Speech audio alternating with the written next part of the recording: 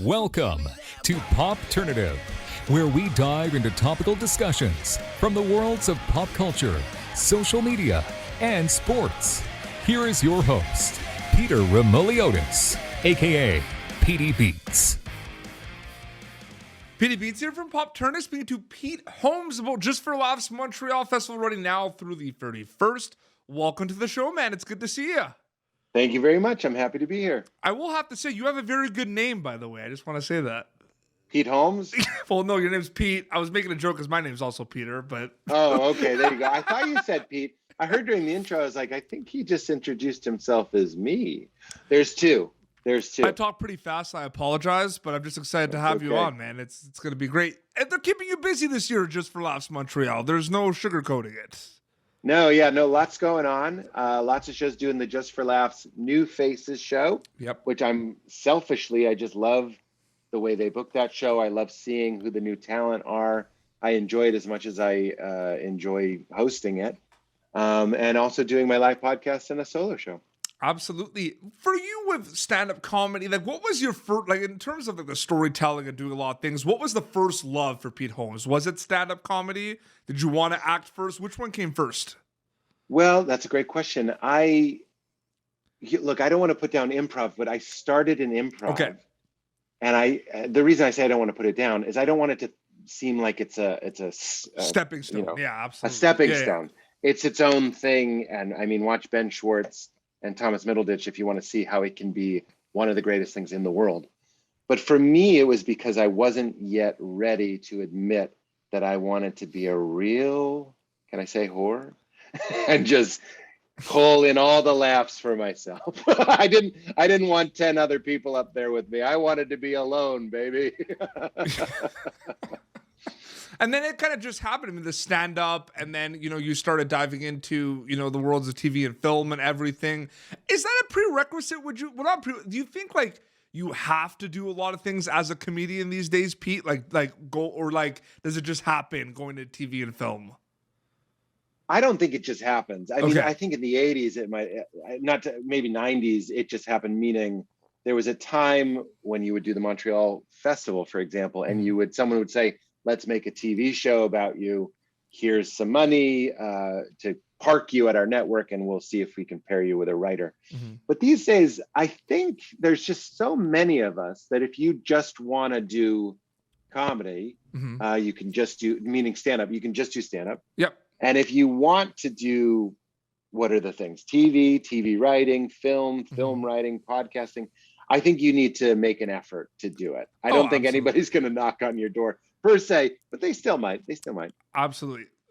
I want to ask you about your podcast specific. I'm very interested about, that You Made It Weird with Pete Holmes, the live podcast part of the festival. But you have, you have the Patton Oswalt Gala, you have New Faces Comedy, like I said, there's a lot going on. But specifically with the podcast, I'm just curious because I've interviewed Ron Funches recently. You were on his podcast recently as well. Mm-hmm. And here's the thing. I started Popternative as a full media outlet covering a lot of things, but in 2015, it started like full on as a podcast, right? It was me talking to a bunch of people. What do you think of the current state of podcasting where there's a lot of podcasts out there, but there's a lot of like couple of buddies sitting talking about sports, opinion podcasts, like there's a lot of it. So like when you go on podcasts like Ron's podcast, or if you do your own podcast, do you go in with a mindset that, man, there's a lot of podcasts out there, or you just kind of just do your thing? I love the parable about the guy walking down the beach and there's all these dried up starfish on the beach and there's thousands of them, and he picks one up and throws it in the ocean. You know the story? And they go, what do you do? And you can't save them all. And he goes, well, I saved that one. I love that story. And that's just a good philosophy in general. When I do Popternative, for example, I'm not giving any thought to the reach of it or how effective it is or whatever it might be. I'm living my life. As I hope you are too, Petey. No, absolutely. And, yeah, for sure. But you could get overwhelmed with just how many there are. You're completely flooded the market. There's so many people just talking about sports, and it's like, who am I listening to talk about sports? You know what I mean? Like, well, that's why my advice for people starting a podcast is do what I did and start in 2011. That's my advice. Do you have that time traveling machine you can just buy on eBay? Well, I have the first time travel podcast. That's the only way to do it, is you time travel back to before these people were famous. And you'll be surprised how willing they are to talk to you when they were just some. But also, like, the conversations, people have conversations. You know, the reason I bring up Ron's podcast is you're having real conversations about a lot of things. You know what I mean? And it's not just kind of talking about, you know, movies from the 80s type thing. I don't know. It's just, I was part of that group where you would get, like, see all these podcasts post everywhere. And it was just like, there's so much of this. I can't keep up. So it's like, which ones are going to be, which one should I tune into? You know what I mean? Yes.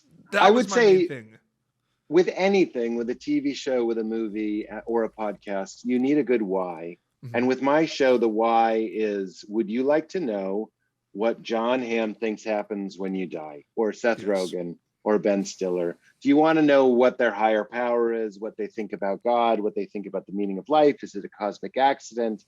What is consciousness? What is awareness? All that sort of stuff. I feel pretty confident that ours is the only show that you can be sure that I will ask Maya Rudolph if she believes in God, what that means. And 90% of the time they say no, but then you get into like a much more interesting and nuanced conversation. That reveals that there is some belief system at play, and often it's quite hopeful and a lot of fun to talk about. So is that your key to success? Just have like a concept for a podcast? I think the key to life, one of the keys to life, is to have taken the time to figure out who you are, who you really are, not who your parents told you to be, not who your culture told you to be, not what money tells you to be, but what actually blows your hair back and who you really are deep down. And if you can find that and bring it back to people, that's actually of service. Meaning, I didn't go, what's a good hook? I went, what do I actually like, and what might be unique, and then you bring it back. Well, I think it's good storytelling, and I just love the conversations between two comedians or two actors, and they're actually going through, like, they're bringing up like a specific incident that happened in like 2010 on like a family vacation that really kind of opened their minds about like what they wanted to do. Like, I love that stuff. You know what I mean? Like, I don't like, again, I'm fixating on the sports updates because, you know, I'm in Canada. I grew up like with a lot of like fan of sports and everything, but that's all there was at one point, was like, listen to my podcast about my picks for the week for football. Yeah. You know what I mean? Right. So it's like, it's changing a little bit, but you know, you're doing the Patton Oswalt Gala. The galas are a huge part of Just For Laughs Montréal. I think it's one of the things, obviously, that made it the big coveted festival it is. It's 40 years of this as well. What do you think about like being part of things like that, where it's just kind of a gala with a bunch of comedians and everything, and sometimes you're not sure who's going to be there or not, right? Like, what do you think about those galas? They're pretty cool, right? They're stacked shows for the audience. Well, you know, when you start comedy, it's a group activity. Yeah. It's like a platoon. It's like a group of friends, and you all go to the same open mics and the same shows together. Yeah. And then if you're lucky enough to get success, you sort of become like a hitman. And now it's just you flying to Quebec and doing a show and flying home alone with a briefcase with some money in it, right? And it's not really what hooked you about the whole lifestyle. You sort of got into it for the camaraderie, and then if you're lucky, you get to be alone. No, for sure. Well, I remember. So doing shows like this is a nice way to bring it back to the original state, which is a group activity. I want to say 2009 or 2010, one of those days, the last time I went to go see Steve Martin's gala, Just For Laughs. And this was, and we had no idea like who was on it, right? So that's why I think it was good. So we walked in, we had on one show, Pete, we had Mike Birbiglia, Jack Whitehall, we had Joe Coy, Jerry D, like on one show, like that, like it was so good and everything. And this one's stacked as well.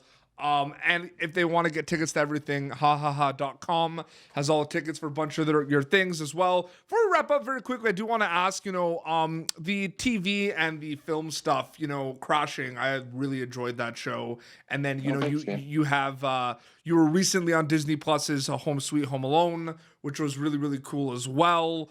Shot in Montreal. Shot in Montreal. I knew that, actually. It's funny. I did indeed know that. Is there something about being on a set that's a completely different mindset than doing a stand-up comedy show, basically, that you enjoy? Or, like, is it all just storytelling and being funny and goofy and creative? Like, is it separate for you, the two of them? Well, it's a little bit like we were saying. It's more of a group activity. Yeah. So, like, doing Home Alone, you get to be acting, especially acting with kids is really fun for me. I like horsing around with kids. They don't take it too seriously. Yeah. They tend to be goofy and fun. And, again, stand-up can be a little bit of a lone wolf activity. Yeah. So being on a set, for me, let's put it this way. My favorite situation is when I'm in a city where I can, let's say I'm in LA, so I can be with my family, and I shoot something during the week, and then 2 or 3 times a week do stand-up at night. So you get the best of both. Yeah. They're very different skill sets, but it's nice to be able to do both. When you were putting together the ideas and the skeleton for Crashing, was the slice of life be as real as we can for kind of age, like comedy, dark comedy, sitcom? Like, was that kind of the early kind of conversations? Because the slice of life component, it's huge with that, right? Yeah. It was definitely the name of the game was trying to make it as real as possible. Because when you're recreating your divorce in this difficult time in your life, obviously there's a temptation to make you sound cooler than you were. But with Crashing, if anything, we tried to make me sound more lame, a little more pathetic, I guess is a better word, than I was. Yeah. Absolutely. Very quickly, before we wrap up, what is one thing about stand-up comedy that you could say that is a misconception? I always love asking comics this question because I feel like people know everything about the life of stand-up comic. I feel like everyone kind of assumes certain things. I've had Jimmy Kennedy tell me people literally think he goes on stage for 45 minutes and just wings it the whole time. You know what I mean? And just improv. What is something you could tell me misconception-wise about stand-up comedy, Pete? A misconception. Well, I think a good one might. Jamie's answer is great. Yeah, that's a good one. I think it's a misconception that we're all tortured or sad, or I should say, more tortured and more sad than just everybody. Okay. Everybody has low moments. Everybody has moments of fear and dread and panic and all that sort of stuff. Comedians are just talking about it more. Yeah. So if we're being more honest about our shortcomings or our fears or our insecurities, the misconception is that we have more of them. To that I would offer, if everybody, and I wish they did, had the luxury, the time to sort of dig deep and excavate those feelings, you would see that they're in you as well, which is why, frankly, we laugh when comedians talk about those things, because we recognize them. Yeah. So, but I think especially these days, it's a misnomer that comedians are the tortured artists that maybe they've been conveyed to be. And when I ask, I just love when I started this, I wanted to do behind the scenes and all that. So when I talked to Matt Walsh from Veep and The Hangover and all that, I asked him the I asked him misconception about improv and improv troops. His was so good. His answer was, everyone just thinks it's just SNL. Like, everyone doesn't realize that there's tons of other amazing troops and everything. That's to me was like, oh man, that's a really good answer. Like, it's so true. People don't even know about all the other ones, right? All the other amazing troops. Yeah, no, I think that's a great answer. I love that answer. Absolutely. And totally true. Pete, thank you so much for your time. Everyone's going to be able to catch all your stuff at Just For Laughs Montreal this year. Tickets available online, haha.com. Very quickly, could you plug away your podcast or anywhere they could check out specifically? Yeah, the best and most consistent way to stay in touch or to keep in touch with me is my podcast. It's called You Made It Weird. It's on YouTube as well as wherever you get your podcasts. Pete, thank you so much for your time. I really appreciate chatting with you. My pleasure, Pete. Thank you very much. No problem. This has been Popternative, youtube.com/Popternative for previous episodes. Until next time, this is Pete Holmes and PD Beats signing off. Thank you for tuning in to Popternative. Make sure to check out our past episodes of Popternative on YouTube. Be sure to like Popternative on Facebook and follow us on Twitter. This has been an Autograph Communications production.